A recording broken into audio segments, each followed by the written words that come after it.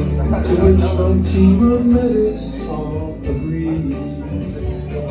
Oh no, where did I go? Oh no. Welcome tonight, ladies and gentlemen, to the Brasserie Delmer. Woo! And yeah, that song you just heard, I wrote. So anyhow, hi Rachel. How are you, dear? Good. Can you stand up and show yourself to everybody, please? Show yourself. That's Rachel. Everybody, can we please have a hand for her? Rachel, no, stay standing, stay standing. I'm not done with you yet. So, honest opinion, Rachel, what do you think? What, you don't like my socks?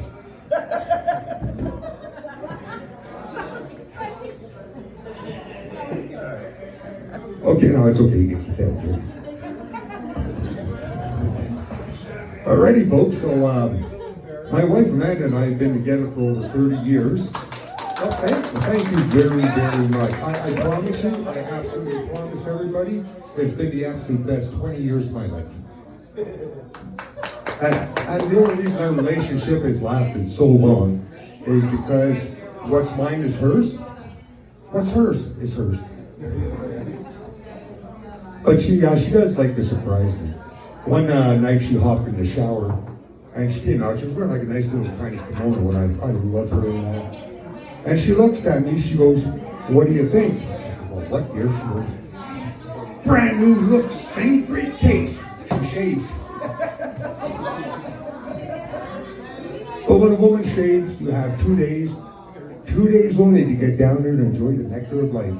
Because after that, it starts to taste like cactus. And my wife told me the other day, she goes, "No," she says, "Honey, you can be such an idiot at times." Thanks for the permission. I appreciate that. Now I'm going to sit down because my legs are getting sore. What a cheap next day.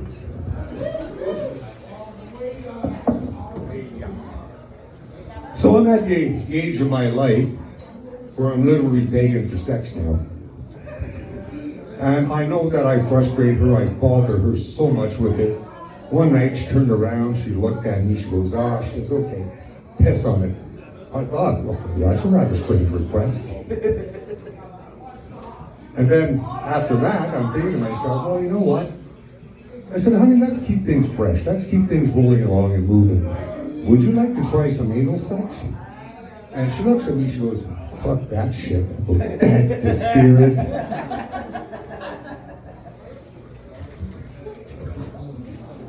I'm an older fella, so I gotta have my cheap notes. Yeah, and my wife, I know she still finds me attractive, and I think that's great. Whenever our adult children come home for a visit or walk by, she looks at them, she goes, "Just look at that ass." And then I asked her, I said, "Honey, am I the only one you have ever been with?" She goes, "Oh, of course you're, dear. All the others were 9s and 10s.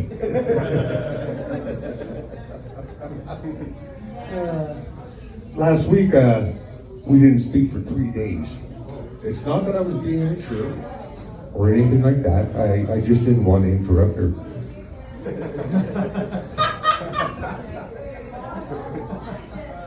And I recently installed strobe lights in the bedroom. It was a great idea on my part. Like, the sex is still the same, but now she looks like she's moving.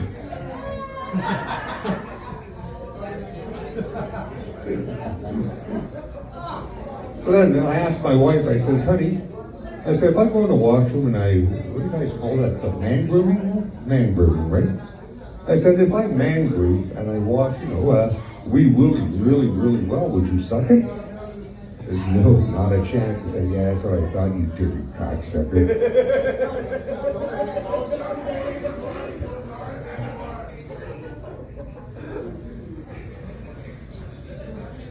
Yeah, the longer her and I are together, the more I am falling in love with her every day. I can't wait until she gets a little older than she is now. This way I can take my time and count the wrinkles on her steak star. And I've been a member of Husbands Anonymous for 6 years now. It's been 6 years since I made a decision. And I asked my wife, I said, "Honey, why did you marry me?" She says, "Oh, honey," she says, "because you're funny and you make me laugh so hard." I said, "Oh, I thought it was because I'm charming and good looking." She said, "See, there you go again." And for all of you parents out there who think that once your children leave, you're going through empty nest syndrome, I guarantee you, as long as you have a husband in the house, you're not without children. And a lot of people have trouble sleeping at night. Not my girl. That woman falls asleep at the drop of my pants. And whenever I have an argument with my wife, I immediately start getting undressed. That's when she gets a headache and wants to be left alone.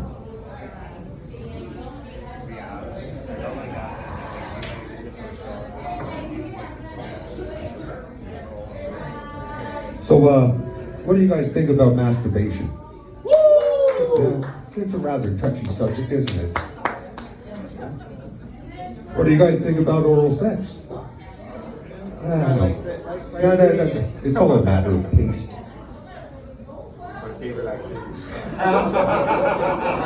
That's great. Oh my Lord. So I have 3 hobbies and 3 hobbies only. The first one's a very delicate balance. I grow Venus flytraps. Second one is I try not to fall. Third one, I try to stay out of my wife's shitbooks. And that's all the hobbies I have. But there was a time when my wife had the perfect ass, and she dumped him and married me. And for the Jewish jokes tonight, what's faster than a penny rolling down the street? The Jew chasing it. What do Germans give their kids for Christmas? The G.I. Jew and a microwave oven. Is bad. Okay, well that's it for one more. In the world today, people have become so incredibly soft that everything offends them. Everything is a misinterpretation. For example, World War II is going on. You've got a trench near the front line with a Canadian soldier in it. Now, the artillery is starting to zero in on his position. He's got to get out of there. So he's looking across the battlefield, and about 50 yards out, he sees another trench. He said, "That's it, I'm going to scoot." So he takes off, he's running for the trench, he's monkey walking, chest crawling, rolling on the ground.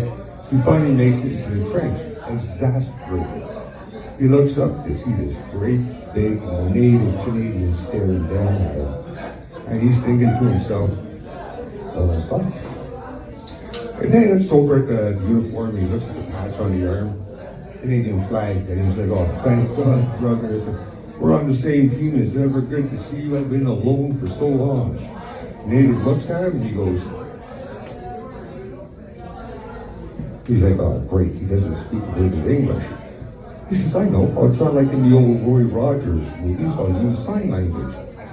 So he looks at the native, points to his crest, points to the native's crest, and he says, "You and me, we are brothers. We fight on the same side." Native looks at him and goes, "Brother." He goes, Yeah. So who's your company? Who are you with?" Native stares at him and goes, "Oh, yeah." He said, "Are you a paratrooper? Did you jump in?" Native kind of gives a puzzled look. He says, "I know, you're a foot soldier, right? You're the infantry, you're a foot soldier." Native kind of cocks an eyebrow looking at him.